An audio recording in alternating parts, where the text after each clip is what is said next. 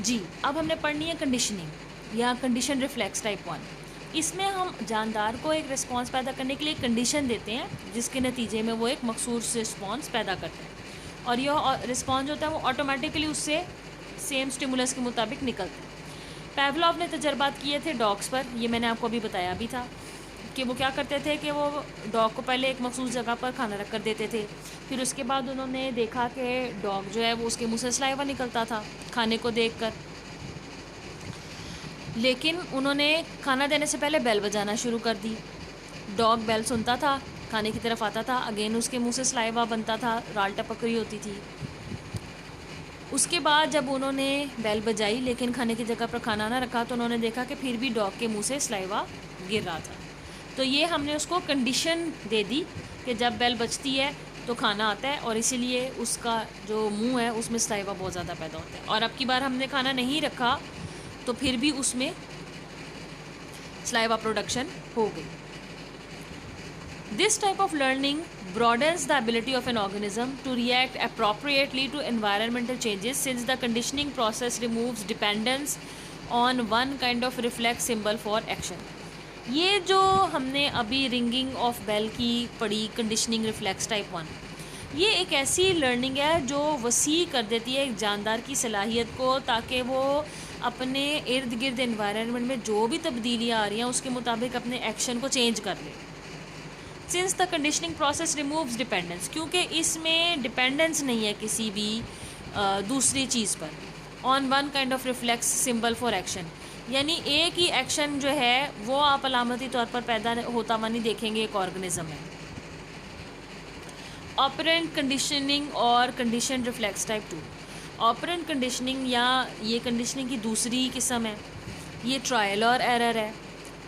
Thorndike और BF Skinner थे, ये दो साइंटिस्ट थे और ये हार्वर्ड में साइकोलॉजिस्ट थे, और ये एनिमल बिहेवियर के ऊपर स्टडी कर रहे थे। तो इन्होंने केजेस बनाए और डॉग्स को, कैट्स को उसके अंदर छोड़ा और ऑब्ज़र्व किया कि कैट या रैट वगैरह को अगर किसी केज में बंद किया जाए तो वो पहले ऊपर नीचे आगे पीछे केज में हर तरफ फिर कर तो रास्ता तलाश करते हैं कि क्या कहीं खाली जगह या कहीं दरवाज़ा है जहाँ से बाहर निकला जा सके। जब उन्हें दरवाज़ा नज़र नहीं आता तो वो थक हार के बैठ जाते हैं, फिर कोशिश करते हैं। उस दौरान दरवाज़ा खोलने के लिए जो लीवर लगाया गया उनका हाथ उस पर पड़ जाता है और दरवाज़ा खुल जाता है, लेकिन जितनी देर में वो लीवर छोड़ देते हैं उतनी देर में दरवाज़ा दोबारा बंद हो जाता है। अब वो बार बार लीवर को प्रेस करके ये सीख जाते हैं कि जब पूरे तरीके से लीवर को प्रेस करेंगे तो दरवाज़ा प्रॉपर खुल जाएगा और वो उससे बाहर निकल सकते हैं। इसी तरह एक्सपेरिमेंट्स मुख्तलिफ साइंटिस्ट ने रैट्स पर, कैट्स पर परफॉर्म किए हैं, क्योंकि ये मैमल्स हैं। तो ये हमारी जो मैमल्स, हम भी मैमल्स क्लास ममेलिया से ताल्लुक़ रखते हैं, तो इन पे जो तजर्बात किए गए हैं उनसे एनिमल बिहेवियर में ह्यूमन बींग्स के बिहेवियर को समझना भी आसान हो जाता है। अब जैसे इनके लिए एक भूल भुलैया बनाई गई।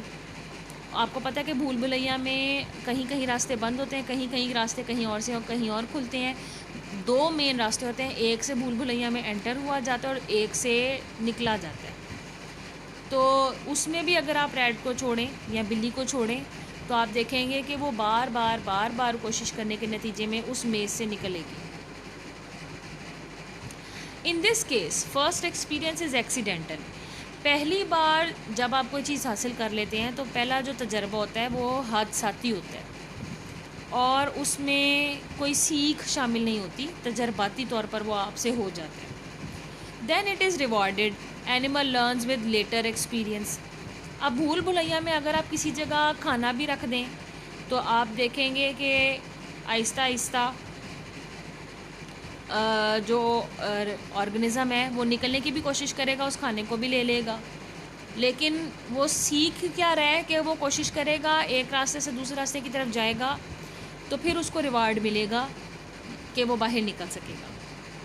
लेटेंट लर्निंग, थॉर्प ने इसको डिफाइन किया था कि ये एसोसिएशन है इंडिफरेंट स्टिमुलाई की या सिचुएशंस की विदाउट पेटेंट रिवार्ड, यानी इसमें एक जानदार कोशिश करता है, मुख्तलिफ स्टिमुलस उसको सामना करना पड़ता है, लेकिन उसके नतीजे में उसको कोई रिवार्ड नहीं मिलता।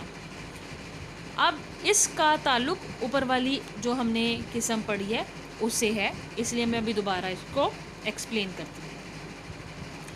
Suppose we put a rat in maze and it wanders about accidentally gets food. अगर हमने अगेन एक भूल भुलैया बनाई है, उसमें चूहे को डाल के छोड़ दिया है, तो जो चूहा है वो दाएं बाएं ऊपर नीचे आगे पीछे हर रास्ते को तलाश करने की कोशिश करेगा। ऑब्वियसली भूल भुलैया में दो रास्ते होते हैं, एक से आप अंदर आते हैं और एक से आप बाहर जाते हैं। अगर उसको रास्ते में हमने कहीं खुराक रख दी है तो ढूंढ तो वो रास्ता रहा था, लेकिन उसको मिल गया फूड, अब ये एक्सीडेंटली उसको मिला है, तो इससे उसको क्या तजर्बा मिला? इससे उसने कुछ नहीं सीखा। If we put the rat in the same maze again it may directly reach the food. अगर हम दोबारा उसी जगह पर खाना रखते हैं, हो सकता है कि रैट दोबारा खाने के पास पहुंच जाए।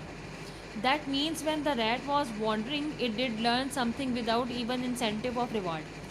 यानी जब रैट ढूंढ रास्ता रहा था लेकिन मिल उसको खाना गया, तो वो तलाश रास्ता कर रहा था, खाना मिल गया जो कि उसको इनाम के तौर पर मिला है, जो वो एक्सपेक्ट नहीं कर रहा था। Insight learning.